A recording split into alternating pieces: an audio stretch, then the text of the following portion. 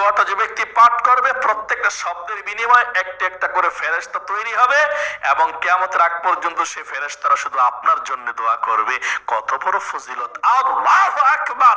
চলুন তাহলে প্রিয় দিনী ভাই এবং বোনেরা, এই দোয়াটাকে আমরা এখন শব্দে শব্দে শিখে নেই। বাংলা স্ক্যানের মধ্যে উচ্চারণে দিয়ে দিচ্ছি ইনশাআল্লাহ। আমার সঙ্গে পাঠ করুন, সুবহানাল্লাহি ওয়া বিহামদিহি সুবহানাল্লাহিল আযীম ওয়া বিহামদিহি আস্তাগফিরুল্লাহ।